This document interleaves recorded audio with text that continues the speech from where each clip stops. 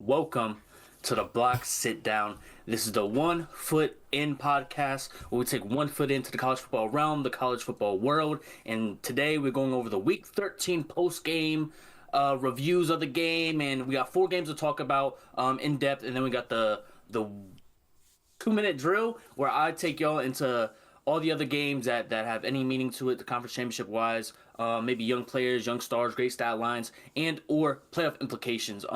And yeah, we're getting thicker, more into the thick of things. With only 1 week left in the regular season after this week, week 14, and yeah, this week I feel like was a little bit slower on the games. It wasn't that much. You got like a team like Cincinnati or Pittsburgh that lost the previous week, and they would have been in a ranked matchup if they would have won, but they didn't. So less ranked matchups. But still a lot of implications going on to these games. And the SEC had such a tough schedule.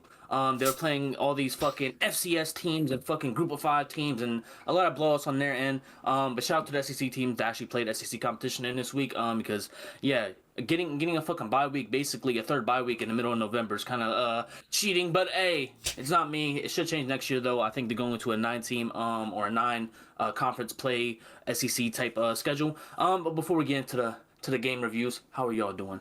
I'm doing good, man.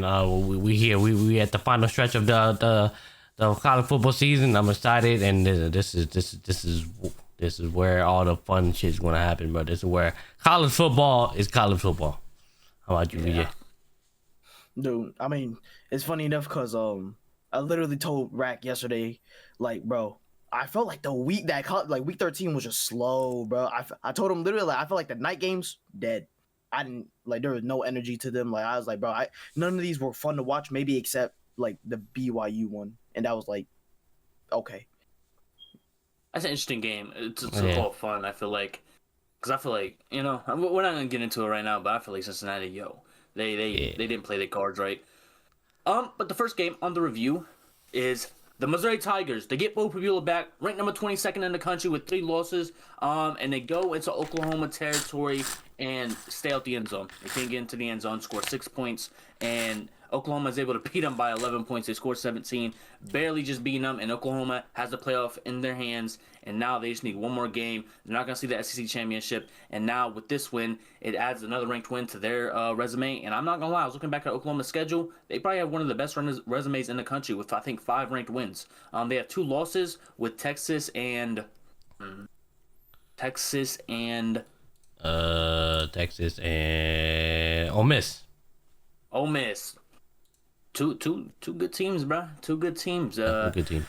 But good for Oklahoma. They're able to squeeze this one out. John Mateer threw 2 touchdowns, so good for him. Had a little bit of the ground game too that added in there, sprinkled in there. 18 carries for 60 yards. So yeah, Satenya's been that guy, 109 yards, and I'm pretty sure he had like a great kick return. No, I feel like he was doing his thing all around, bro. They had their Unity jerseys on, bro. So I'm like, yo, that's not Mateer's name. I was like, oh shit, I'm fried. Everybody says Unity on that shit. So yeah, I see number 5 everywhere for them.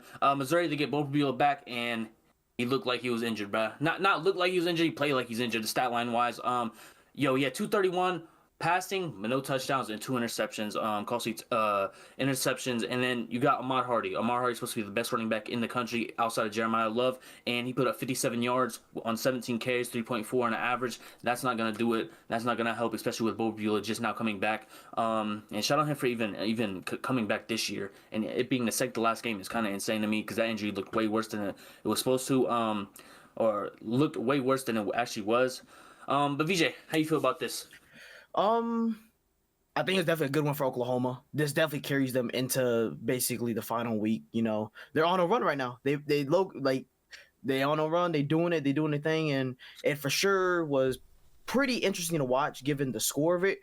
But I will say, I think it was definitely just a lot of stalling drives. I don't really think it was like kind of like bad play both around. Like, obviously, don't get me wrong, Missouri, they had 2 picks, but one of them being at the end of the game when they were desperate. So realistically, it was like, so it was kind of just like for me, I just saw like a lot of stalling from both sides. But Oklahoma, that defense, man, is still there, still alive. It's been tested this entire season with the ups and the downs, but it stood up today, and man, they on a run, man. It's looking good. Like they're looking solid, and I would not be surprised if honestly they're easily a favorite, arguably a home team in the playoff.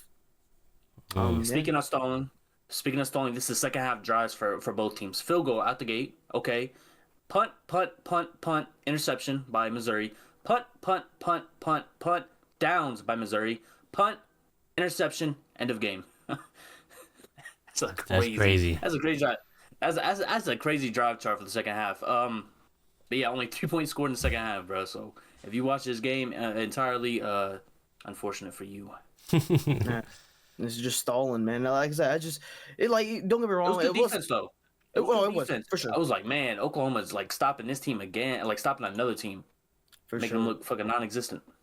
For sure, good defense, but man, it was just like I was trying to watch this game in between with the Ohio State game, obviously, but you know, I kept my eye on this one, especially in the commercial breaks. It was like the timing of it was perfectly aligned. Where Ohio State commercial, Oklahoma playing, and then Oklahoma commercial, Ohio State playing. It was like perfect intertwining. So that's why I was able to keep my eye on it a decent bit. And like I said, just a lot of stalling, but Oklahoma toughed it out, and I can't really say any more parts of it. They look good, and like I said, I wouldn't be surprised if next week they get the job done, whatever, and then they got a home spot in that playoff, man. Calling for the Oklahoma play next week. I believe they play LSU. Yeah. I'm gonna get an LSU in a 2-minute drill because they had an interesting game this week, but yeah. How about you, Brett? Yeah, I was watching this game, bro. Yeah, basically what y'all been saying, bro. Like Oklahoma defense was just shutting down Ahmad Hardy, but they just could not get nothing done. And then time people threw the ball, it's like, yeah, he threw the ball. He getting some, some yardage, but it's just that running, bro. They needed Ahmad Hardy to do something, and Oklahoma defense just shut that shit all down. And they refused to let that man get anywhere. Obviously, he got a long 20 yards, but it didn't really amount to nothing. Maybe a field goal kick. I can't remember what that 20-yard run led to, but yeah. But Bully came back from that injury, like Cam said earlier. Still look like he's injured, obviously. Through 2 interceptions, and yeah, they needed Ahmad Hardy to come out and do something. Honestly, they needed basically everybody show up, not just Ahmad Hardy, because obviously Oklahoma was just shutting that shit down. Kevin Goldman, they had 715 yards. That's pretty fucking impressive. I'm not gonna lie, due to the fact that this Missouri wasn't really clicking, especially not driving that point, that TD, and at least couldn't get in the end zone. But yeah, all the scoring they had, well, obviously from the first half. That's basically all you've seen from it. Oklahoma did their part, like I said. Missouri, technically, they wanted to keep it a close game. They did, but they just couldn't get into the end zone. And Oklahoma just obviously they got ahead and they stayed ahead. And then obviously them just playing the game of just, hey, we're gonna punt, y'all gonna punt. Okay, we're gonna keep this going. Then what the hell? Y'all not gonna score shit. We don't need to score. Y'all the one that need to score. So yeah, that's all I got. About you, Cameron? I feel like the Missouri offense couldn't get no pressure, build no pressure on the Oklahoma offense. Because early in the game, I'm like, man, Oklahoma need to get something going. They don't need to get nothing going because their defense is going crazy. Speaking of Kevin Coleman, 4-time transfer, bruh. Jackson State in 2022, Louisville 2023, Mississippi State in 2024 with 900 yards at Mississippi State as well. That's SEC. And then from St. Louis, Missouri, so comes back to Missouri to be number one, has 700 yards on the season. Glad he's able to get that 100-yard game for him. But Bo Pegulas' legs, I think that was the most non-existent factor. He used to be very, very efficient with his legs, but has 8 carries for -1 yards. He has sacks and shit, so you add that and you get -1 yard out of that. But I think there was only one positive run I've seen, oh snap, he can actually run the ball. I forgot about that guy and his two-way ability. But Bo Pegulas was a guy that I felt was able to protect the ball, and obviously that one interception, there was one interception I think in the third quarter, and then the fourth one at the end, but he's a guy that protects the ball a lot early in the season, and then it's another double fucking interception game for him. Sucks for him, but because he played fucking pretty well for what he was given. But again, it's when Ahmad Hardy's not going, bro, this Missouri offense is definitely struggling at points. But Bo Pegulas pre-injury will probably be able to do a little bit more and be able to get in the end zone at least. Either with his legs or passing wise. Very unfortunate, but Oklahoma is kind of a lock for the playoffs now. You would assume they beat LSU, no matter if it's home or away, and I think they're actually at home. I would assume, yeah, they're at home 3:30 on Saturday, and that's going to be Oklahoma versus LSU. Garrett Nussmeier, I feel so bad for that guy, bro. Seeing him walk out on senior night, bro, was so depressing, bro. He did not look happy, bro. Unfortunate for him. But yeah. shout out Oklahoma getting it done again. And Mateer, not no eye popping stats or anything like that, but he's getting some good production out of Xavier Robinson in the backfield for once. And Satania has been the number one option for Oklahoma for a while now, this whole season. And again, they're able to just win because of defense. Defense wins championships, and Oklahoma still has a chance if that defense is going to play like that in the playoffs. Moving on, we got a Big Ten matchup. We got to get to me and VJ. We're in the same car on this one, but it looks like we crashed on our way to Eugene because USC fucking lost. And I wouldn't say they got dominated, bruh, but USC, it was kind of like, I feel like in the second and third quarter, the meat of the game, they couldn't get nothing going, bruh. It was like they scored at the start of the second and then at the end of the third, bruh. And everything else in between kind of like set the standards for this game, I feel like, and set the result of it. USC number 15 goes on the road with 2 losses with the playoff hopes in their hands, and they fumble it. Not on the field. I'm pretty sure they had a couple fumbles, or Jane Mayava fumbled but didn't get it recovered. But the playoff hopes did get recovered by Oregon. They took the playoff spot now, and Oregon now has Washington next week. But they won 42-27, and now Oregon moves to 10-1. And is number 17 in the country, and should be the third team out of the Big Ten to get in with no others. Because this team's going to win on Saturday, so there's no other team that's going to be in the running for the Big Ten.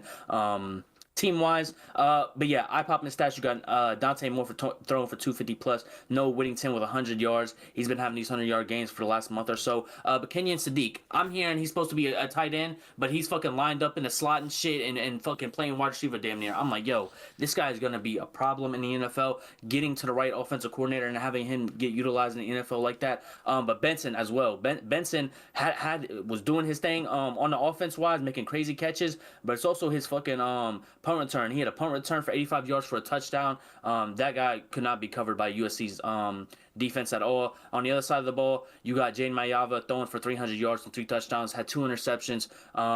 Definitely bad interceptions. I think they're both in Oregon territory, so bad. But King Miller, he's supposed to be the rushing, one of the better rushers in the Big Ten. 15 carries for 30 yards. That's just not gonna help, bro. You did not help at all. Your longest run was 5 yards. Yo, what the fuck was that offensive line doing? But USC, you look at the receiving core. Jacoby Lane's over here fucking on the Oregon sideline when Jane Mayava gets picked off. He's fucking trying to yoke up somebody. I'm like, bro, you look like a good fucking kid, bro. I don't know why you're trying to go to the Oregon sideline and fucking get mad at the dude for picking off your quarterback. Lock in, bro. Yeah, but Makai Lemon really was non-factor, bro. They were trying to get him involved in short yardage plays. They're trying to make the big eye-popping plays, but nothing happened. 7 receptions for 34 yards for him. It's going to be the third wide receiver on that team. Tanuk Hines with 141 yards, bro. They were locking down to 1 and 2 for USC, and Tanuk was able to find his way in it. But it was good defense by Kennedy. Kennedy had the interception, but he also was playing great defense on both Jacoby Lane and Makai Lemon. He was everywhere. It felt like either in coverage or fucking getting the tackle. So shout out him. But yeah, I'm not gonna lie. USC's offense, I said it before, it's been able to get stopped before, but I ain't gonna lie, bro. It was just very limited today, and Oregon was just able to just have that offense just keep churning and keep putting up points, and it was very consistent throughout the whole game, and that's just what costed USC the game. And VJ, how do you see it? Man, this game was definitely more of like they were blowing and throwing punches and all that whatnot until essentially Oregon just kind of dominated on both sides, like in terms of like just physically wearing them down. That's what it felt like. There was a couple moments where USC had a spark, but then it kind of just was thrown away essentially. But it was really just back and forth clashing until Oregon just, I don't know. I think the thing that popped open for me is just the way Oregon second half wise was able to dominate the running game. I think that literally changed the whole like dynamic for Oregon. They literally just killed the defense for USC. And like, granted, the USC defense isn't great, but for what they were able to do in whatever certain games, they could do something. They just dominated that second half essentially, and Oregon just kind of ran their way to the win. And I give big ups to that, because the way they shifted it, because it was like I said, just blow for blow, and then next thing you know, fucking that run game just took over. So Oregon basically just solidified themselves in the playoffs. I don't know about Big Ten championship. I know you kind of just said it yourself too, but definitely in the playoffs. USC, no hopes, but hopefully they get in a good bowl game, because honestly, this USC offense is pretty electrifying to watch. So hopefully they can get somewhere with that. But hey, man, big ups to Oregon. How about you, right? Yeah. I was watching this game, not watching it. I was watching the highlights, and USC. Well, Lincoln Riley was doing like the typical, like, hey, we gotta establish our run game. It's not really happening. While Oregon, on the other hand, they were like, hey, our bread and butter. Dan Lane, like bread and butter. Air raid this shit. Throw that ball. Obviously do some run play here, do some quick passes. It's all about getting the ball out quick. While you, on the other hand, USC trying to stop that run play with King Miller. Obviously, it wasn't happening, and I think that's why in the second half, Oregon just took over. Like USC was so worried about, hey, it seemed like we can't just stop over the air. They're getting the ball out quick. We need to stop them. Well, guess what? They wanted to switch it up. Like, hey, now let's run the ball. What happened? They were so worried about that passing. That's usually what happened when you stick to your bread and butter. When that's the main threat. And coming that second half, it's like, all right, look, they're probably gonna be trying to shut down our passing. Let's go ahead, run the ball, and that's why we got Whittington with 104 yards with 19 carries. Yeah, bro, like that second half, it was just like Oregon was just basically just Oregon game to fucking lose at that point. They lose, just run the ball, throwing the ball when they needed to, and it was just game positive yard, and then they just shut down King Miller and Mayava from doing anything, to be honest. Obviously, Mayava tried to do some things, but didn't get him anywhere as they would want. But yeah, it basically came out the rip to see what game they were going to try to play. USC tried to play the typical, like, hey, let's establish this run play. Oregon was like, let's stick to our bread and butter, and then it's going to open the gate. So, and that's why it went in a way the Oregon Ducks this time around. Cameron? Shout out to Whittington, man, the 6-year senior, man. 4 years at Oregon, 2 years at Western Kentucky. Had a redshirt year, his freshman year, and then a injury redshirt his I think like sophomore year. Yeah. But shout out Whittington. Really been the focal point of this Oregon offense and reason Dante Moore could open this game up throwing wise, and then Sadiq being back and no Decoya Moore as well. So this team isn't at its full potential. It didn't have everybody in the game, but Sadiq, he's looking crazy out there. I'm not gonna lie, bro. The way he runs routes and the way he's built, bro, he is not he's not a true tight end, bro. But yeah, sucks. Sucks for USC, man. I really want them to get that, but there's always Lincoln Riley just hopping ship and going somewhere else, bro. At least in this year's fucking coach rotation. All right, we move on to the biggest upset of the week, the Pittsburgh Panthers. Coach famously saying last week that game didn't matter against Notre Dame. Now it matters. And he looked like it would fucking matter, bro. The way he was coaching. Mason Heinschel, the freshman quarterback, goes on the road to Atlanta, Georgia, to face the number 16 team in the country, the Haynes King Yellow Jackets. I mean, the Georgia Tech Yellow Jackets. And yeah, when Haynes King was struggling early, it looked bad out. Pitt was trying to choke this lead as bad as they wanted to. But Pittsburgh was able to win 42-28, man. Like they was really trying to hand this shit off to them. It was crazy. Shout out to fucking Mason Heinschel, Jakarian Turner, 21 carries for 200 yards. I ain't gonna lie, everything was going good for Pittsburgh, bro, until the end, bro. They was really trying to choke that shit. I remember there was like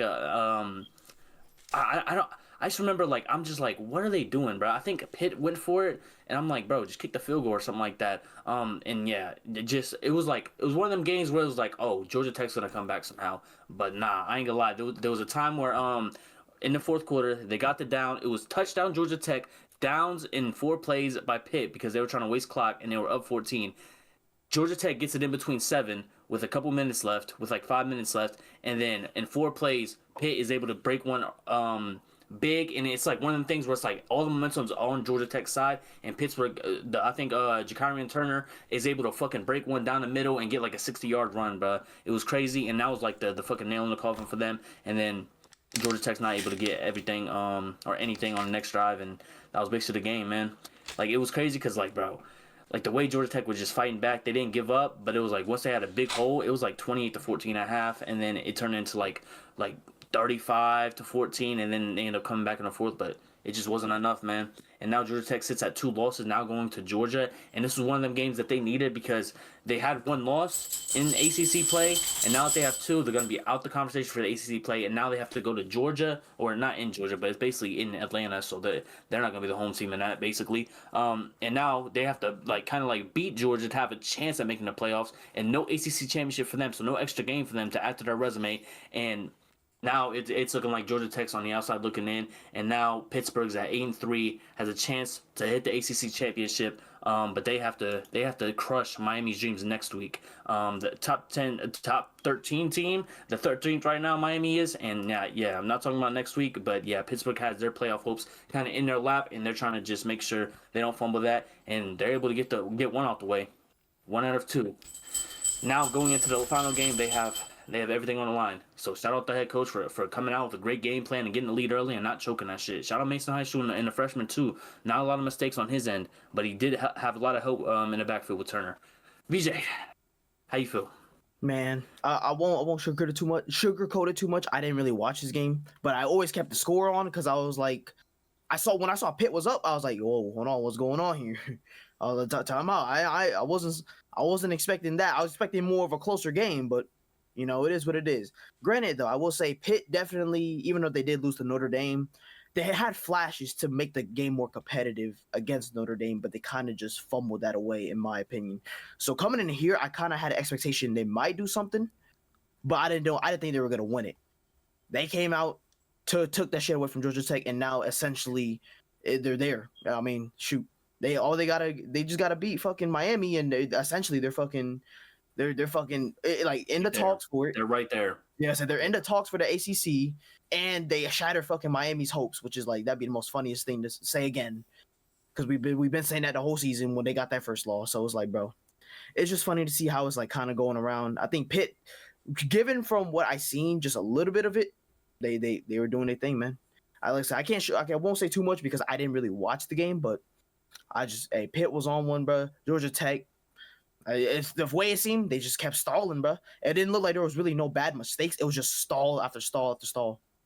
But for Georgia Tech, there was in the third quarter, Haynes King's second interception was him trying to throw into the end zone, and it was a goal line pick 6. He had a 100-yard return for the touchdown, and then next drive they got the ball back, 4 plays downs, and then it was like all the momentum's in Pitt's area, and then Georgia Tech's able to score in 7 plays in the fourth quarter, and then it was the downs, and then I don't know why Pitt went for it. That was the most confusing thing ever. And then they get it back, and Georgia Tech gets a touchdown again. It's like, oh, it's a 7-point game, and they had the pick 6. So it's like I would say a lot of it's on Haynes King because he had a slow start, but it was really Pitt just making the most of their offensive plays, man. Hey, I mean, the Pitt coach, I guess. I mean, like you say, he's doing something. I guess. He's doing something. He cares about the game that matters, bro. I'm about to say he's doing something. So I guess kudos to them. They did get that big win they needed against Georgia Tech. Now they got to do one more time. Georgia Tech, I don't know. You got to win in Georgia, I guess. I don't fucking know. We're not in, but against Georgia. So, well, I mean, how that goes, I can't say because who knows. But yeah, there's not much I can really say about this. So, what can you take from this one, right? Yeah, besides what Cam already said, yeah, I clicked the video, right, and I was like, damn, 42-28, how the fuck did Pittsburgh put 42 points on fucking Georgia Tech, bro? Wasn't this the team that just did not give a fuck? Well, the head coach not to give a fuck about Notre Dame, bro. How the fuck they put 42 points? Literally, first, 5 minutes of the damn fucking video is Pittsburgh scoring up 21 points to Georgia Tech 0. I'm like, what the fuck? You telling me, bro, you have the capability to put 21 fucking points. Obviously, Notre Dame, Georgia Tech, 2 different teams. But still, it's like you have the potential to, make a statement. You made a statement here. Why don't you want to take that and make a statement somewhere else? Yes, just because they're not in the same conference or they're an independent team, doesn't matter. It's like, I don't understand that mindset. Obviously, we've been talking about the past, few weeks now because, what the fuck the head coach said. But it's like, you have the capability. You scored 42 points. You scored 21 points in the first fucking quarter. And obviously, I'm not going to lie. It definitely looked dicey as I continue to watch. I'm like, Jesus Christ, bro. They're really letting Georgia Tech come alive right now. It's like, they score. But Georgia Tech came out. They scored. And, they just kept going back and forth. But Georgia Tech slowly was, creeping up. They were slowly waiting for Pittsburgh to slip up. And they did. They slipped up when they went for it. And they didn't convert. It was 4th and something. I think it was a fake punt. That's what it was. 9. It was 4th and 9. Yeah, fake punt. A fake punt. And he slipped. He stumbled, bro. Yeah, and then I was like, damn, bro, that was it. That's the turning point. Obviously, I already knew the score, but it's like, bro, that was the turning point right there. It's just I'm surprised Pitt was able to stay alive just because of the way Georgia Tech was coming back. on against them. And like I said, the tide was slowly shifting in their side. They needed a mistake, and that was it. That was the fake punt did not convert. 4th and 9, kind of crazy. I was like, whoa, that's kind of crazy. And so yeah, I don't know. I guess they were trying to play aggressive. Obviously, it still worked out for them at the end. Still securing the W. But yeah, it was definitely surprising from Pitt.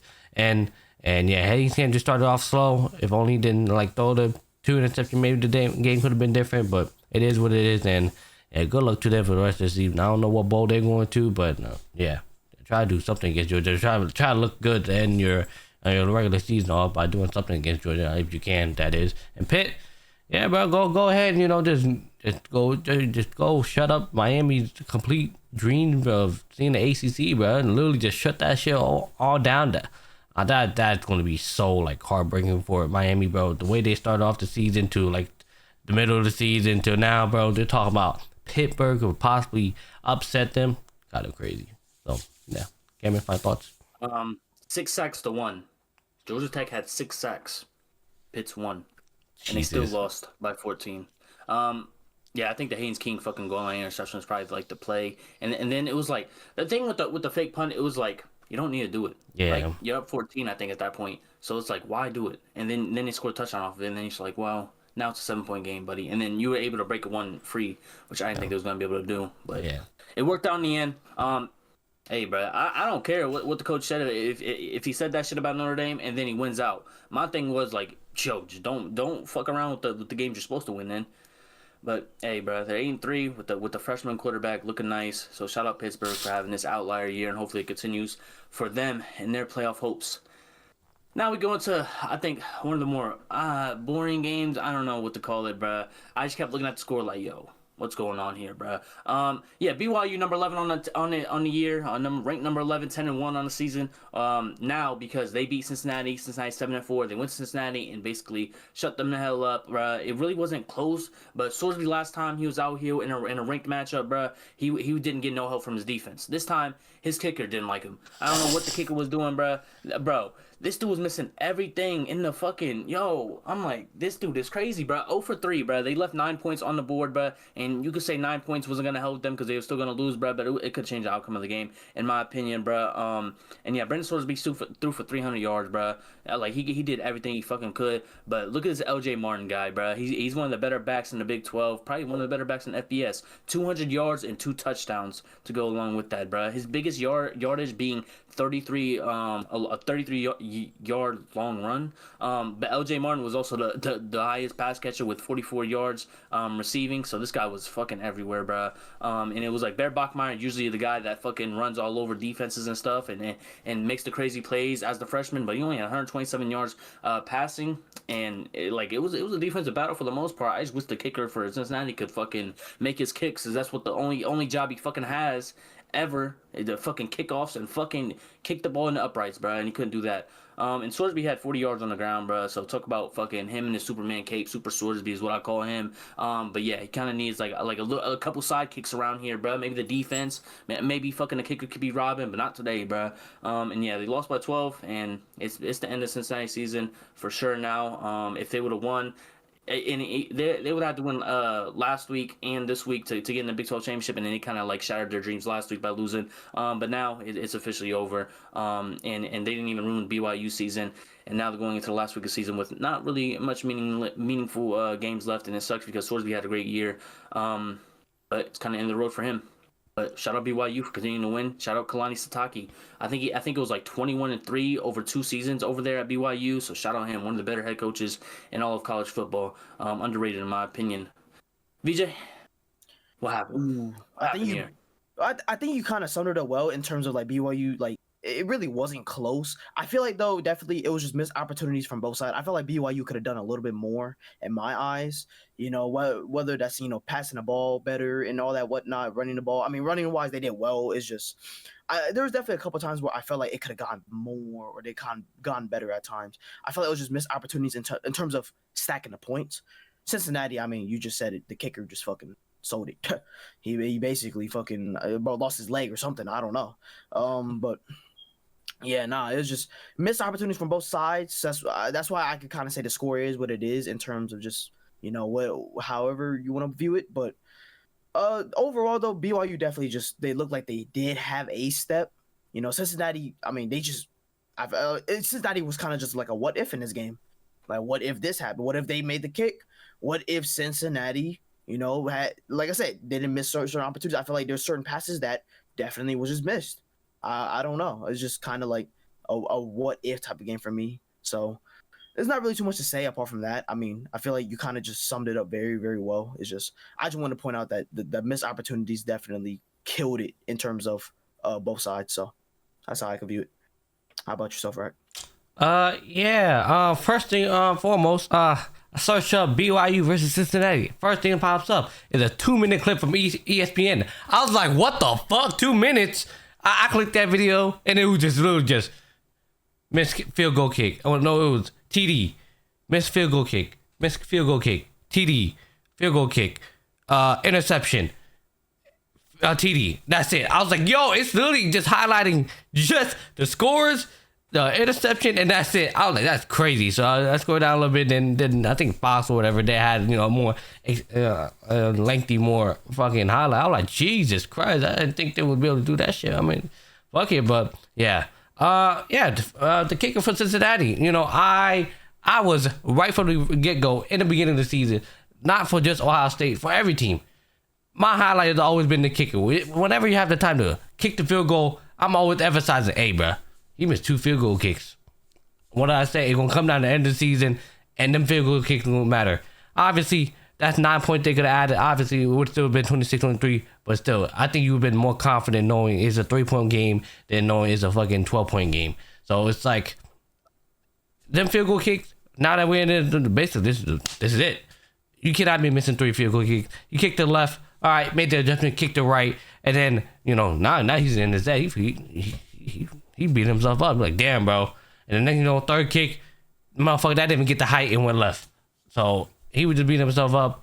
And this is why having a good kicker really matters on the team. Obviously, maybe it might not have mattered, and it still would have lost by, 3 points or whatever anyways. But yeah, BYU, they did their part. They showed up. Now, obviously, they don't need them to score. They did their part. They kept, they stayed ahead, and they just secured the W. Cincinnati, they were just trying to play catch up the whole time, trying to, hoping our kicker, get at least one field goal through, just to, build the momentum going. And obviously, he I'm not gonna lie, he was throwing some beautiful ball. Obviously, he has an interception on there, but he was playing a good game in my opinion.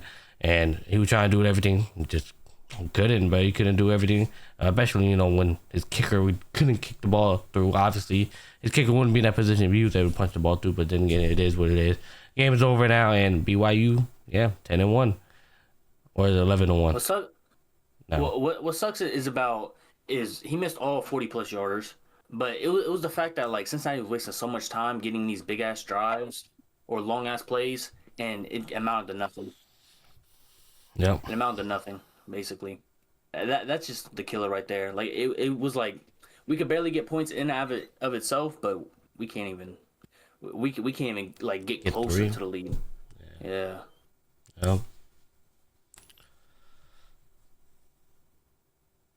I don't know what else. I don't know what's going crazy. I don't know what Cincinnati do from here. Who they play next? They play TCU. Damn, are they really about to end the season with 4 losses straight? Be kind of crazy, right? Be kind of crazy. That would be a sad way to go out. So they started the season how they ended. Damn. The season how they started. Yeah. Ready. Ready. All right. Time for 2-minute drill. Hopefully the zoo don't go crazy, bruh. So yeah, let's get into it. It's 2-minute drill. We talk about a lot of different teams. We're starting with the Friday Night Lights game. And we're gonna go over teams that just have meaningful games, meaningless games, eye-popping stats, maybe transfers. All right.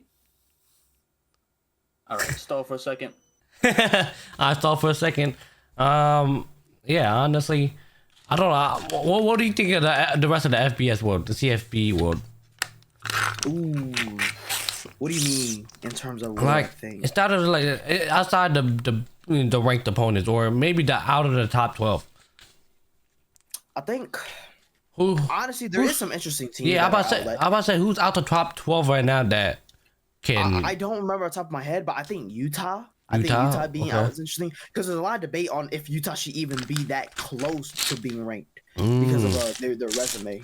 So I think Utah can definitely be an interesting topic on that one. Let me see. Let me try to bring up the rankings real quick so we can fucking what did Cam say? Fucking stall real quick. Yeah. Let me try stall real quick. Might be finding some chocolate or something. I don't know.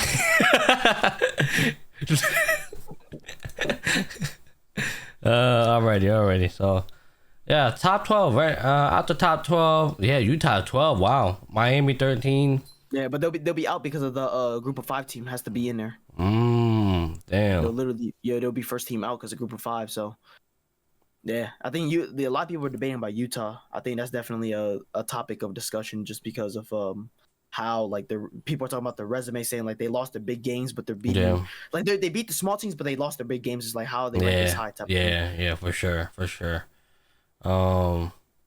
Damn, interesting. USC just lost. Not USC just lost, so they can't. Georgia Tech just lost. Texas just beat Arkansas, right? That's fucking Arkansas. They went in a crazy game against Arkansas. That's fucking Arkansas though. Definitely needed for Texas, honestly. For at least Arch Manning confidence at least. It seems like, I'm not gonna lie. Obviously, can't gonna get into it, but it seems like Arch Manning. I'm not gonna lie. He whenever there's a good opponent in front of him, he kind of. I want to say he chokes. It looked a little difficult on him, and then when it's just a fucking shitter team, he's flexing on this shit, flexing on the machine. It's like, oh, look at I'm fucking Arch Manning. I do that shit, but go face fucking Florida DJ Ugalay and he fucking loses. But then again, that here or there. Alrighty, Cameron, you back? You ready? All right, now we're here for the 2-minute drill. We go over teams that matter, don't matter, meaningless games, meaningful games, all the above. Talk about meaningless games, bruh. Florida State and its ass, bruh. We're gonna talk about bringing Mike Norvell back. They just need to cut the program at this point. Tommy Castellanos trying to get a fucking 7th year in college football. Good luck to that. He's joining fucking Diego Pavia and Joey Aguilar on that lawsuit. You threw 2 interceptions, buddy. I ain't gonna lie, Florida State does not want you back, so go ahead and fucking clock in at your new 9 to 5 and use that degree for something. 76 yards on the ground. Deuce Robinson, 74 yards. He's him. We know that. NC State, CJ Bailey. He knows how to pick the ball. He knows how to make the good passes and be efficient at it. 18 for 25. He should be in a better program. That's at NC State. Hollywood Smothers, still him. 84 yards on 21 Ks. Not as efficient, but it is what it is. Look who he's throwing to, bro. Jolly, Terrell Anderson, Keenan Jackson. What are these made-up ass names, bro? These NCAA ass names, bro. He's getting anybody fucking the ball. Shout out fucking CJ Bailey. Get him off the NC State, brother. Ass. Do exactly what fucking Casey Concepcion did last year and move to Texas A&M, bro. You can't do that if you're CJ Bailey because Marcel Reed's him. But yeah, Florida State's fucking ass, and they got one more game left, and they're probably not being Florida, bro. Well, shit, Florida's ass too. Yeah, shout out Florida football, man. USF's probably the best Florida team this year. Fuck Miami. Anyways, Ohio State, the Buckeye Fan Film Room drops every Tuesday, recorded every Monday. All the above, number 1 team in the country, 11-0. Put the belt to Rutgers behind and senior night over there, and now they go on to the team up north and about to beat their ass as well. What the fuck is a Bryce Underwood? Stanford Bulldogs 1-11. Holy shit! This is SEC football. What the fuck? That's why they're best conference in fucking college football right here. No, this is ass, bro. I had to watch this shit, bro. I'm like, yo, you can't even play a good fucking team. You gotta play the 1-10 fucking Stanford Bulldogs. Yo, this shit is ass, bro. Texas A&M's undefeated. Marcel Reed and fucking 7 other quarterbacks got to play in this game, bro. Look at all these fucking stats. You don't even know half these names, bro. Shout out Beth Roland for leading the team in receiving, no. But yeah, nothing the fucking eye pop here, bro. They only got 1 sack. They tied with sacks, bro, and they won 48-0. Nothing crazy to see here, bro. Just another SEC beat down on some random fucking Division II school. Miami needs to win every game and do it in a convincing fashion. That was what's going in here. James Franklin on the sideline, hopping on the pod and shit, fucking got his headphones, a mic in, seeing Kyron Jones go to work. I'm not gonna lie, I seen one of the craziest plays in college football. So this guy, Kyron Jones, was going down. He throws the ball. They thinking he's throwing it away. The guy catches it behind the line of scrimmage on 3rd down, by the way, and they blow the whistle as he catches it.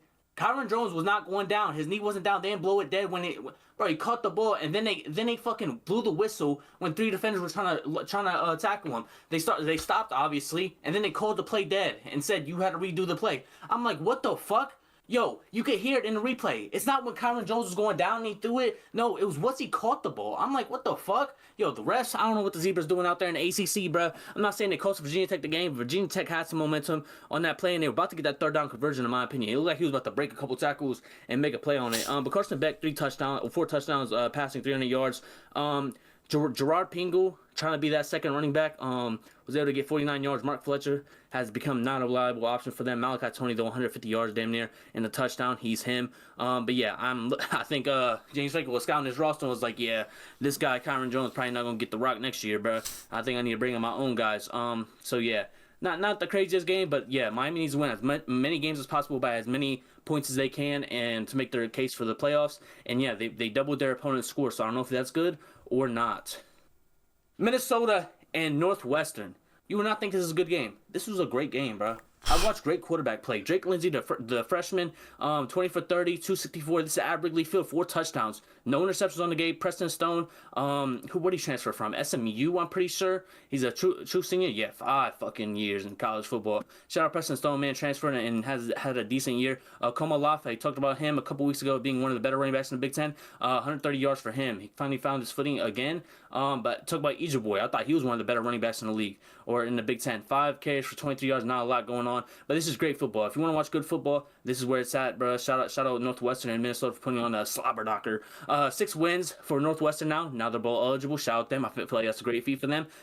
So good for them. And Minnesota also bowl eligible. So it was great to see them lose by 3.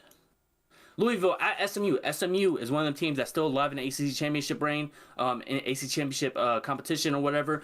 3 losses on the season, only 1 loss in ACC play. If they're able to win next week, I think they're a lock to get in, no matter what Pitt does against Miami. But Louisville, we talk about struggling Louisville team. No Miller Moss, no fucking Brown. No Brown. I'm talking about both the running backs named Brown.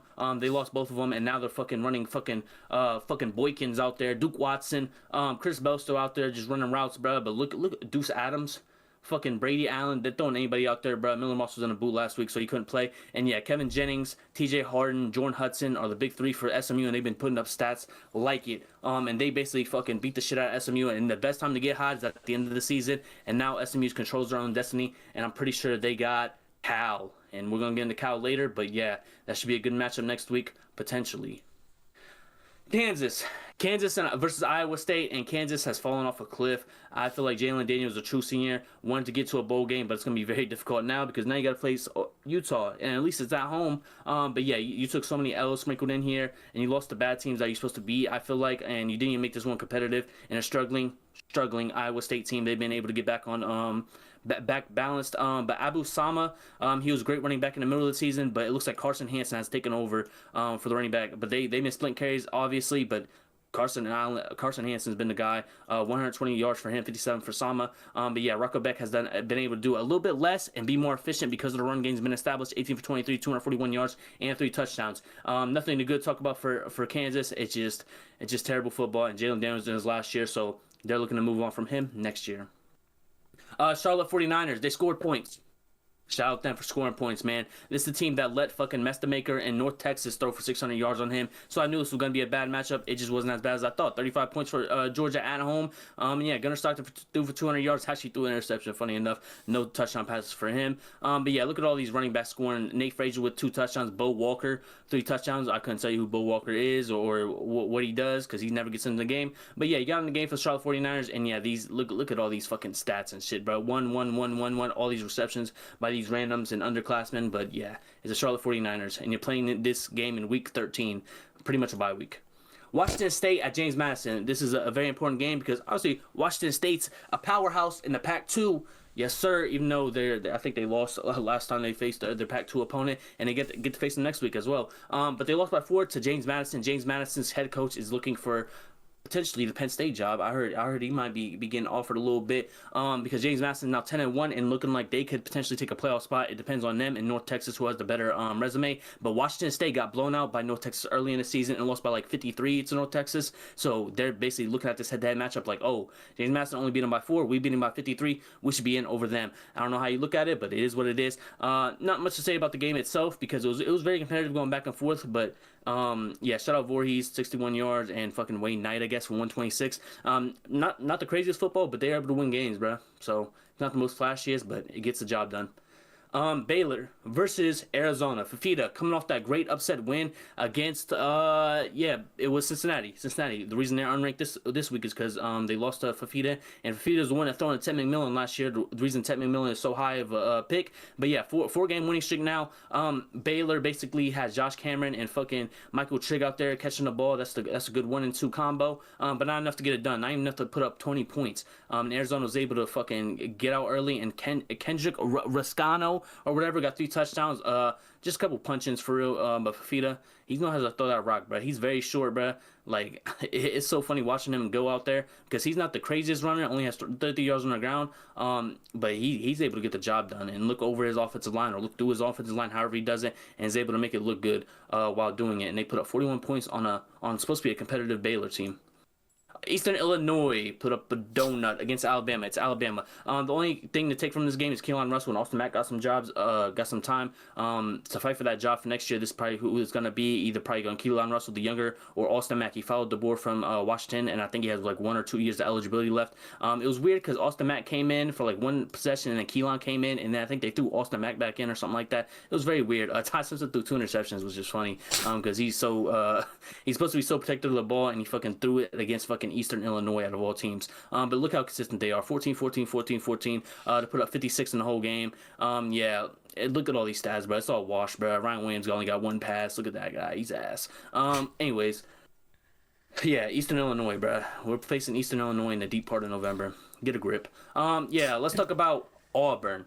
Deuce Knight. We talked about this freshman getting a start. He already probably gonna use his red shirt. This guy had 4 rushing touchdowns. This guy, every time he touched the ball, it was just a big play. He had a 75-yard long run, bruh. He had multiple plays where he just broke off early. 162 yards in total.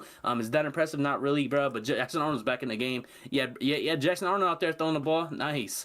62-17. Mercer scored all their points in the first half. Not much to say here. It never was really competitive, but at least Cam Coleman gets some yards. Yeah, just come to Ohio State, bro. We know how to use you, bruh. But yeah. It's fucking they're facing Mercer. At least I would say Mercer was not the one going into this game. At least they faced a competitive team. Yeah, Syracuse. They felt that belt this week. So Notre Dame scored 35 points in the first quarter. Notre Dame and CJ Carr touched the ball when they were already up 21-0. 2 pick sixes and I think a blocked punt or something like that. And yeah, the offense touched the ball when they're up 21-0. What does Jeremiah Love do? Put up three touchdowns. Jadaean Price, touchdown. Fucking 2 other fucking running backs, I think. Some more touchdowns. Yo, CJ Carr had 1 touchdown. He had less passing yards than they had points. Yo, bro, this dude didn't need to do shit. He just need to hand the ball off and get out the way. That's basically what happened, bro. 8 carries for 171 yards. That's Jeremiah Love, bro. Florida's fucking ass, bro. He's a fraud, bro. Fucking put in fucking Ricky Collins, bro. I don't know why Florida's still in the game, man. He's fucking ass. Yo, I just don't know how you coach this team and be like, yeah, look at the scoreboard. We're down 63. Yeah, I should probably fucking leave this job, bro. And yo, I don't give a fuck how bad your team is, bro. This is a Power 4 opponent losing to another independent team that is not Power 4 but on the same level, and you lost by 63 in the deep part of November, bro. This isn't fucking Mercer. This isn't Eastern Illinois. You are a Power 4 ACC opponent, bro. Play like it. What the fuck? 3-8, Syracuse's ass. We know that. And yeah, I ain't gonna lie. Carmelo Anthony's fucking son is the only good part of Syracuse right now. And yeah, football's fucking ass. They play in the fucking dome, bro. Lock in. Shout out to these 2 SEC teams for actually playing against each other in the deep part of November instead of putting random bye weeks on their schedule. Diego Pavia is now getting Heisman talks. Where did this dude come from, bruh? 5 touchdowns on the day on senior night. Yes, he's a super senior. But he threw for almost 500 yards, 33 for 39, And look who caught the ball, bro. Like 7 different people, bro. Trey Richardson had 160 yards. Fucking Junior Sherrill, 115 yards. I don't know who these two are, but I mean, Trey Richardson's a decent fucking wide receiver. But Eli Stover was supposed to be the focal point of this offense, and he was able to get the ball to fucking everybody else damn near. Cutter Boley out there struggling, bro. Zach Calzada. Cutter Boley went down with, I think, it was like a targeting, I think, and a fucking high hit. He went out for a series, and Zach Calzada got in the game. Wow, that guy's pretty good, right? For 5 and then 4 yards, and then an interception. Dude's fucking ass, bro. Paid him $1 million to play, by the way. He played for 3 games and got benched. But yeah, Vanderbilt and Diego Pavia move forward. They have a date with Tennessee next week. We'll get into that a little bit next episode. But yeah, that's going to be an interesting game because if Vanderbilt wins, they potentially are in the playoffs. And yeah, Kentucky just trying to get that last win to get into a bowl game. And they got Louisville, another in-state rival for next week. Texas, Arch Manning, 4 passing touchdowns, 1 rushing touchdown, and 1 receiving touchdown. Yes, he had all 3. I think he was like the first FBS player in a while to do that. Taylor Green, their potential draftable quarterback, has a size, height, and all the potential in the world. They say he basically threw an interception, and the next series was like, oh, my head, my fucking arm. You know, fucking, he had to get out of there real quick, bro, before it got bad. And yeah, KJ Jackson, I think he's a freshman. He was able to get into the game and do a little bit of work, bro. I'm not gonna lie, but at least he had a touchdown pass. That's more than what Taylor Green could say. Mike Washington had a great day. 100 yards on the day. And yeah, I'm not gonna lie, bro. Texas looked great. A lot of Arch Manning good passes, bro. These 4 touchdown passes are really good passes. And yeah, Parker Livingston had a passing touchdown to Arch Manning, and then Arch Manning would give it back to him and give him a touchdown. Livingston, however you want to say it, 100 yards on the day and a touchdown. Throwing and catching. 52-37 is the final score. Arkansas is in shambles, bruh. I thought they would be a little bit more competitive, and they kind of scored late in the game. That's why it looks like that, but it was really a blowout. Shout out Texas for staying alive, I guess. And they have a date with A&M next week, so it's going to be very interesting. Michigan State. I was scared for my boy Milivojevic, the freshman quarterback that came in to relieve Aiden Childs of his duties and tell him to get a 9-to-5 basically and slapped him in the face to do it. And yeah, he's the freshman quarterback. And I thought he was going to struggle against the Iowa team. He made it very competitive. Iowa had to win on a game-winning kick. Gronowski still can't throw the ball. Kamari Mullen is decent. But yeah, it was basically a fucking defensive battle. No one really could get anything going, bruh. That's Iowa football for you. And Michigan State had a chance, man. And they kept like giving it up and losing it. Yeah, and Nick Marsh, I wish he would get more. They were giving him 4 receptions. It was like little pity passes and shit, but nothing crazy. And yeah, he almost fumbled the ball, but it went out of bounds. But yeah, at least Michigan State was competitive, and that's more than what Aiden Childs could say for most of his Michigan State tenured. Duke versus North Carolina. Yeah, Duke was able to fucking beat North Carolina. There was 3 unsportsmanlike conduct penalties on North Carolina in the clutch, and people were all blaming out Bill Belichick. He can't control his team or whatever, but his team was just crashing out. I'm not gonna lie, bro. Gio Lopez still likes to win games, so he put in 21 for 27. Damon June, supposed to be a great running back, had limited time today, and Gaz was the guy for them. And yeah, bro, Gio Lopez has got so much better throughout the season, bro. That fucking, he hasn't completed a pass since fucking 8:30 p.m. or wwhatever, and it was fucking midnight damn near. It was crazy at the first game, but hey, bro, at least he's making it competitive. North Carolina has been so much better. 4-7 on the season now, and Duke is now bowl eligible. They are 5-5. And their freshman running back 22 carries for 90 yards. Shout out Nate Shepard. And yeah, Darian Mensah is getting paid all this money, but he has no one really to throw to. But he's making do with what he has right now. But yeah, they're gonna have to go into the offseason and figure out, do we want Cam Coleman? Do we want Deuce Robinson since Florida State want to bring back Mike Norvell or what? They need to go and get him a reliable number 1, because this guy fucking Cooper Barquet is not getting it done, bro. He had 26 yards, bro. He's supposed to have number 1, at least for Mensah's sake. East Carolina. They were in a running for the American Conference Championship or whatever. They're 5-2 in conference play, and now UTSA. We talked about them upsetting Memphis a couple weeks ago. They blew fucking East Carolina out the water. Caden Hauser is supposed to be a great quarterback that could transfer up to the Power 4 level for a potential struggling team. But yeah, you look at them. They now beat fucking East Carolina. They beat Tulane. It wasn't Memphis. It was Tulane to crush Tulane's dreams at the American. And now look at the American. You got a couple teams still here, and Tulane's still one of them. One lost to conference play, and that was the East, or that was UTSA. So shout out UTSA for now being bowl eligible. Speaking of Tulane, they get their win against Temple. Nothing to see here. Just them trying to battle back and try to make up for the damage they caused in the American Conference and the games they lost. You know, you got 100 yards from your running back and a couple fucking 30-plus yarders for your wide receivers. None too crazy as Temple, bruh. Let's not overrate it. Kansas State. Joe Jackson put up the second most single game rushing yards in the season. Ahmad Hardy had the most with 300 yards. He put up 293 and 3 touchdowns. What more do you want from this man? They had no Jace Brown. Their number one option at wide receiver was gone, and they finally found a rush game to put next to Avery Johnson.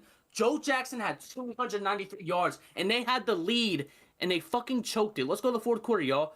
Okay, a field goal. They started out with a field goal. They got the fumble. Touchdown. Touchdown. 3 and out. Touchdown. Interception. Lost the game. Yo, I ain't gonna lie, bro. When your running back puts up 300 fucking yards, I don't know how you choked this, bro. It was so fucking egregious, bro. This man Ficklin is fucking over here rushing for 3 touchdowns a game. He's the freshman quarterback that just gets fucking spare time, bro. Both their quarterbacks combined for 5 touchdowns. Bro, Devin Dampier actually had a good game. I'll give it to him. He had a good game. He made a lot of deep passes, and shout out him. 2 touchdowns throwing and 2 touchdowns rushing, and their other quarterback had 3 touchdowns rushing, bro. This is fucking atrocious, bro. Like, I'm so pissed off. Look, they put up 24 points in the second quarter, and then 14-16, and you lost, bro. You put up 47 points and lost, bro. That shit is fucking egregious to me, bro. I thought Utah was out of here, bro. I'm like, yo, the more teams that are around that bubble of 12, I want them to lose, bro. Just so we don't have no arguments about, oh, this team should have won over this team and shit like that. But yo, Kansas State had it, and when they play up to their potential, they're very good. Even without Jace Brown, they were very competitive. This man, Avery Johnson, barely had 100 yards, bro. That shit is fucking crazy, bro. Sad day for Kansas State, man. Shout out Utah for getting the win, though. All right, the team up north is able to win by 25 and make it not really a game, man. Shout out Malik Washington, and shout out the receiving core for not caring and just out there to fucking run routes, bro, because they are fucking ass, bro. I don't give a fuck if it's 82, 71, and 62, bro. That's Malik Washington make everything happen, bro. He has no one to throw to, bro. No Jordan Marshall for the team up north, and Cusdall just plugged in and was able to average 5 yards a carry with 3 touchdowns and 100 yards. Is what it is. Andrew Marsh is the true number 1 on this team now. McCulley was there at the start, but yeah, Andrew Marsh is there to relieve him. I think he's a true freshman, and then McCulley's a true senior. So there's that. Bryce Underwood was able to throw a little bit more and get a little bit more done over the air. He's looking a little bit better. But you can't underrate his running ability, even though he hasn't done it in the past couple games because he's been focused on the passing. His running game is underrated, and that's something my team need to worry about next week. Not worry, because we're going to blow him out, but still. Yeah, please, Malik, tell your team to get a fucking wide receiver in the transfer portal, please. Okay, we got another Big 12 matchup. TCU going on the road to Houston and crushes their dreams at, I guess, being ranked or being any type of competitive in the top 20 of the rankings.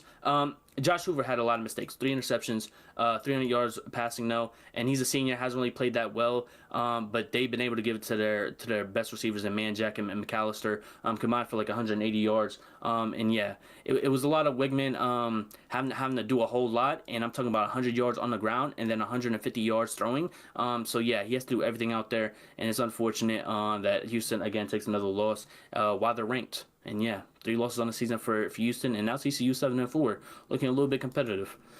Oklahoma State versus UCF. Oh my god, I got to plug my nose because so much smell like shit. It's Taven Jackson. Actually, he played decently well. He had 2 interceptions in the first quarter or first half and was down 14.5, and then was able to put up 17 to win the game, bro. But it's Oklahoma State. They're 1-10. Do we give some? No, you don't deserve no fucking round of applause. You're fucking ass, buddy. Yeah, Taven Jackson, I don't know how he pulled this off, bruh. But 271 yards, has some decent passes. 2 for 2 touchdowns after the 2 interceptions. So we'll give it to him, bruh. You're able to beat a fucking Oklahoma State team, and now UCF's trying to get to a bowl game. And yeah, good luck because you got BYU next week at BYU. Coastal Carolina goes on the road to their in-state rival is South Carolina, man, and South Carolina actually plays good for once, and it's not an SC opponent, unfortunately. They won 51-7, bro. Nothing to talk about. They were up 20-0, fucking 37-0 at half, bro. Didn't choke this lead. Lenore Sellers 274, 2 touchdowns, and yeah, just stat line just all fucked up because everybody got in the game basically. And yeah, Aaron Nolan sighting. Foreman, the Paladines. I don't know where Furman's at, but they're 6-6 on the season, so at least they're able to go to a bowl game. Is that what we're celebrating at this point? Yes. Clemson got their 6th win of the season, so they're eligible. Oh, shit. Shout out Clemson. Yeah, I didn't watch this game. I watched every other game. I couldn't find this one. 160 yards for Cade Klubnik on 9 of 15, throwing 2 touchdowns, and yeah, 100 yards for the running back, and Antonio Williams 2 touchdowns, whatever. It doesn't fucking matter, bruh. This is fucking ACC football. All right, Penn State able to shock the world and beat Nebraska. It's not shocking at this point. They're trying to hire was it Terry Smith as their head coach? Very interesting if they do that. Because it's basically like, oh, we fired James Franklin just to hire fucking one of his coordinators. So fucking funny. TJ Lateef struggled a lot.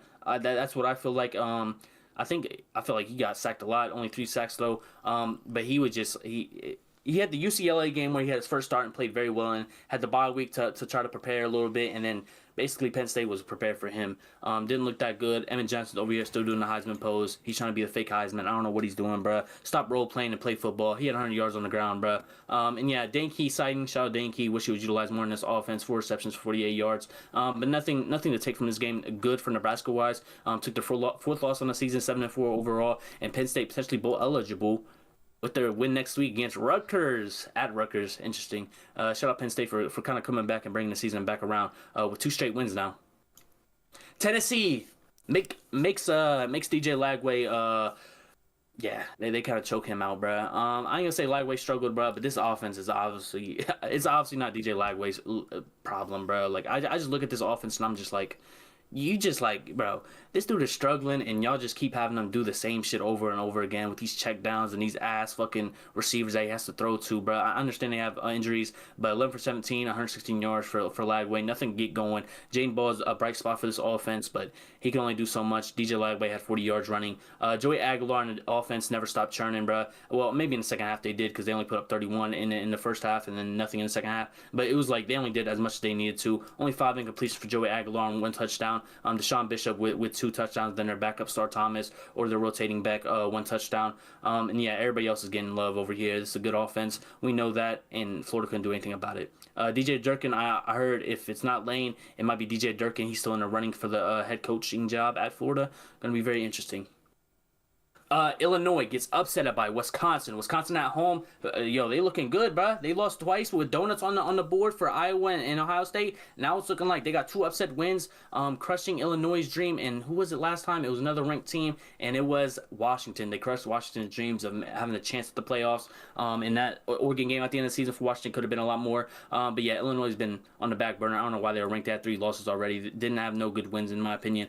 Maybe I don't even know what they had good. But yeah. Fourth loss, and yeah, Wisconsin could find an offense now. The freshman quarterback Carter Smith has 75 yards. Yeah, they don't throw a lot. But Dupree had 131 yards and 2 touchdowns. Shout out to offense for actually get churning. And yeah, this fucking experienced team, bro, still struggling. And yeah, Hank Beatty's supposed to be one of the better All Big Ten teams last year, I'm pretty sure, and had 47 yards with 7 receptions.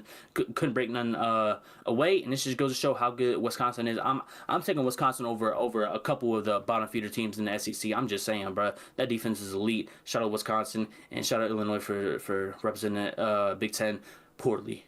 And thanks because we had a ranked opponent on our schedule as Ohio State, and now you just lost. The biggest upset, one of the biggest upsets of the week, Cal puts up 10 points. There was a part in this game where Stanford fucking got a fumble, picked it up, and Andrew Luck's on the sideline getting getting interviewed, and he's looking up at the screen. He's like, oh shit, they fumbled. He's like, Jaleel, go, Jaleel. It was a funny moment, bro. If you ain't seen that, it's a good clip to watch. But it was like they were interviewing the GM of the Stanford fucking Cardinals, and you see the fucking defender running by him. Andrew Luck's yelling on the sideline while he goes for the touchdown. I'm not gonna lie, bro.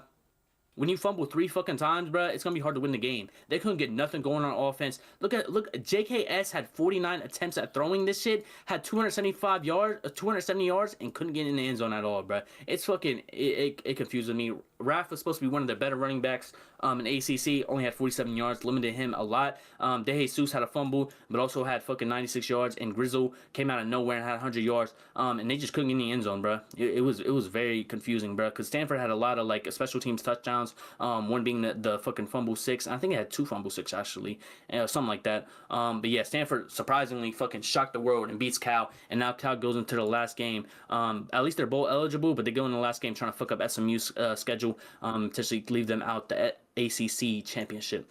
All right, the Western Kentucky Hilltoppers, one of the best Conference of USA teams at 8-2.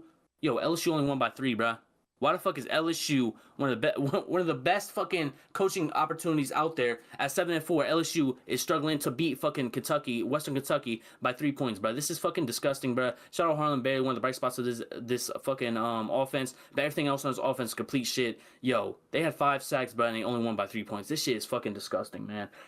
This is LSU football. I got Wisconsin over LSU at this point, bro. It'll be a fucking defensive battle, bro. But I can guarantee Wisconsin could put up more than fucking 13 points on Western Kentucky. Yo, it's supposed to be a bye week, and y'all was struggling late in the game, bro. I was looking at the fucking Death Valley. I'm like, damn. I'm seeing the color of these seats, bro. It's the first quarter. Yo, they not showing up. Shout out LSU for being ass, man. I love to see it. Arizona State, Jordan Tyson gets his little revenge on Colorado. He's at Colorado for 2 years. Second year, he got injured and then he transferred out for Arizona for 2 years. And yeah, he got his revenge.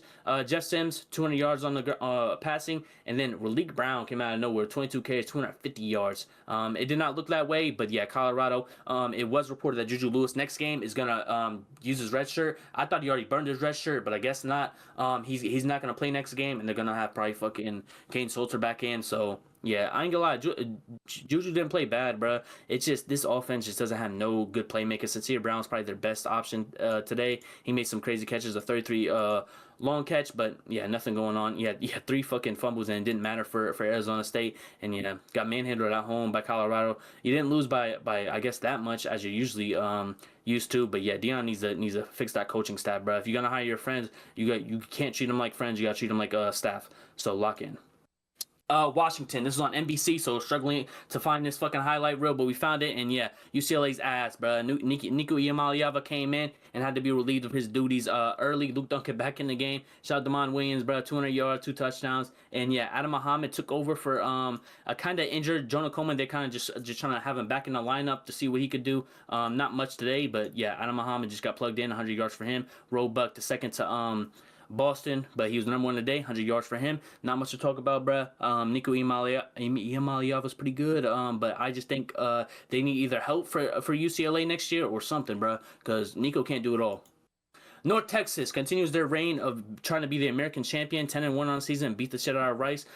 469 yards from Estemaker, 3 touchdowns. This is just a weekly thing for him. Caleb Hawkins, 97 yards with 3 touchdowns. I think he leads the FBS in rushing now with Keywan Lacey being out this week on a bye week. Wyatt Young, I feel like this big 3 is about to hit the transfer portal and go to some team, bro. Because 300 yards as a wide receiver is fucking crazy. 2 touchdowns for him. He was breaking off every big play he could, bro. 84 yards being his long. But yeah. North Texas got one of the best offenses in the country at a fucking group of 5 level or a power 4 level, in my opinion, bro. I want them to make the playoffs, see what they could do. Speaking of playoffs and going into our news portion of the what's it called, podcast, we got USF going on the road and beating the shit out of UAB, the Blazers. UAB upsetted. They're the team that upsetted Memphis early in the season, and yeah, well, they got losses in and out of this game now, and they take another loss with UCF beating the shit out of them. Byron Brown being one of the better quarterbacks in the group of 5 circuit. 350 yards for him. Davenport with 121 yards, 174 yards for Madiah Rubin. UAB, University of Alabama, Birmingham. They have a whole lot going on before the game, and with their interim head coach in, they had a teammate stab 2 of his other teammates. It was an offensive lineman that stabbed 2 defensive linemen at the breakfast before the game, and they decided to go with the game, and both players are in stable condition. But yeah, it was a freshman, and I'm pretty sure it said something about a freshman and I think a senior defensive lineman got stabbed by an offensive lineman. People don't know yet what the details are, but yeah, they got stabbed at their breakfast and then just continued on with the game like nothing happened. That's kind of crazy to me, bro, but this is just UAB season in a chokehold, bro. Terrible on the field, terrible off the field, and then the head coach gets fired in between, bro. Do y'all have anything to say about this? It was just players are good. It was just random, bro. I remember random, bro. It was just random, and it's like, bro, I ain't gonna lie, bro. Like, it's at the team breakfast, and your offensive lineman with the defensive lineman. Are y'all mad at practice? Like, are y'all beefing on the field? So y'all take it off the field, and then why do you have a fucking knife on you? It's from the breakfast table. You took that shit off the breakfast table. Yo, what the fuck, bro? I'm confused, bro. I'm so confused, bro. But yeah, they're both in stable condition. They're both good, I guess. But yeah, thoughts and prayers to them. Kind of fucking sucks for them. For UAB as a season, off and off on the field.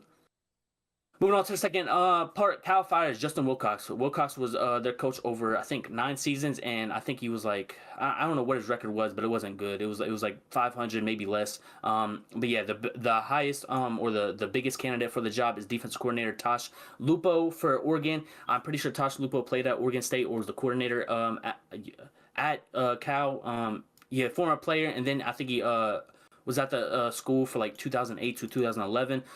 So yeah. It looks like Tosh Lupo may get the thing, and if JKS stays, bro, I wouldn't see why he wouldn't, bro. I would go if JKS is gonna stay. Give him some more options. But you got Alabama offense coordinator, San Diego coach Sean Lewis. Think he has ties to Cal as well. New Mexico coach Jason Eck. He's pretty decent at his level of competition, just trying to take a step up. And UC Davis coach Tim Plow. So yeah. Five important players to retain. I would say JKS is pretty fucking important. And yeah, the RAF guy for running back for Cal is definitely important as well. I think those are two key players to target and make sure they don't transfer. But yeah, Justin Wilcox out at Cal. Cal's at least bowl eligible. I think it's crazy to fire a coach when you got one regular season game left and a bowl game to play. But it's also like you lost to Stanford. Stanford's a pretty bad team, and you lost pretty convincingly. You couldn't get nothing going offensive wise. It's terrible game planning or something, bro. Because you got JKS thrown for 250 and you still lost by a whole lot. You have any thoughts on the situation? I only thing I can think of is maybe like they're just trying to get ahead of the game and start their process. Start the process early. So that's probably my only thing I can think of. It sucks for a freshman quarterback to lose his head coach just like that. Like the reason he probably came to the school is the head coach. But and I think JKS was potentially already going to the transfer portal, bro. If anybody remembers, he flipped from fucking Oregon next week back to Cal. He was at Cal, flipped to Oregon, and then next week he flipped back to Cal. I don't know what was going on there, but yeah, he's a guy that I don't know if he stays at Cal anyways, even with the head coach there. But now he fired him. It's like, oh, I don't know. But at least he's putting up his stats. And now, the most sad news for Florida State fans, they're now looking to retain Mike Norvell for the 2026 season. There was rumors about 2 weeks ago that the Sunday after one of their games, they were already like getting ready to fire him. There was like rumblings like, oh, they're ready to pull the trigger, and now they're retaining him for the 2026 season. Mike Norvell, they basically released a fucking 5-paragraph statement of, oh, we want this guy, some bullshit, the fucking Chat GPT shit, bruh. And Mike Norvell, yeah, we're playing ass, but we're gonna look better. I'm gonna do so much. He said that last offseason, bro. I'm not trying to hear this shit, bro. You're fucking ass, buddy. You had like 2 winning seasons in your whole fucking tenure at Florida State, and you gotta now live through another fucking 2026 season if you're a Florida State fan. It's unfortunate, bro. Mike Norvell is not the guy. But hopefully he can change the shit around. But now he has to start new because Tommy Castellanos is a fucking super senior. He's trying to get in on that fucking Diego Pavia fucking lawsuit. Where they're trying to like get the JUCO years not counted towards your eligibility. But yeah, they're gonna have to start fresh. At least Deuce Robinson's good for your team. That's all you got to really build off of if you're Mike Norvell. But yeah, how you feel? 2. Well, I know to mark off fucking Florida State for the ACC next year. Okay, they started out good though. Till they start collapsing, bro. It's like this almost every time, bro. Yikes. Yeah. Good luck to Florida State, bro. Good fucking luck, man. Good fucking luck. I heard it has something to do with like the contract and the money issues. I think, unfortunately, bruh. Like that's what they kept saying. That's why they didn't pull the trigger in the middle of the season was because they just wanted him to finish out the year and then pay him and then it was I don't know. I heard it's money issues. That's all I'm saying, bruh. It's a sad situation, bruh. That you gotta like stick with a fucking coach because you don't have the money to pay him to buy it out, bruh. It's so stupid, bruh. And Mike Norvell, he's not a bad coach, but it just doesn't work at Florida State. That's all I'm saying, bruh. 2 winning seasons in like 6 years or something like that, bro. It was some crazy stat like that. That's all I got. Alrighty. Anything you need to touch on? Not that. Nothing that comes to mind. I'm chilling. I think all that's left is really the next week or the preview into this week. Yep. But obviously that's on the next episode, and we don't. Well, we already got figured out, but usually we do it. But yeah, any final thoughts, y'all? Good. Nope. Good. Nope. Alrighty. Terrible set of games this week, but next week should be a whole lot better. The conference champion. We got Friday games. We got Black Friday games. We got Saturday games. We're gonna be eating good, bro. Yeah. Not only on Thursday. Yep. I mean, Happy Thanksgiving to those who celebrate it. But yeah, usually we are live for the 1 foot in to preview into this week was a week 14, right?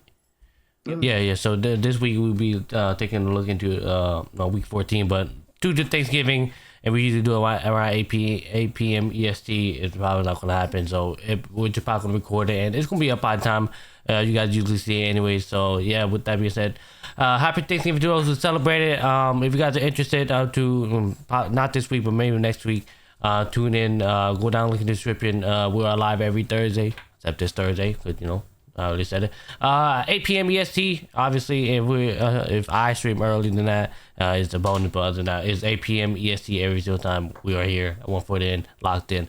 But yeah, go down, link in the description. It's a link. It'll take you to a different page. It'll give you all my links to find the one that says Twitch. If you don't have an account, consider making one and then follow me over there. Like I said, make sure you have your notifications turned on, and whenever I go live, you guys will be notified. But other than that, if you guys made it to the end of the video, consider clicking that subscribe button as to help out the channel a lot. But also, since you're already down there, also consider clicking that like button as well. But other than that, we appreciate all the love and support. We'll catch you guys next. Peace.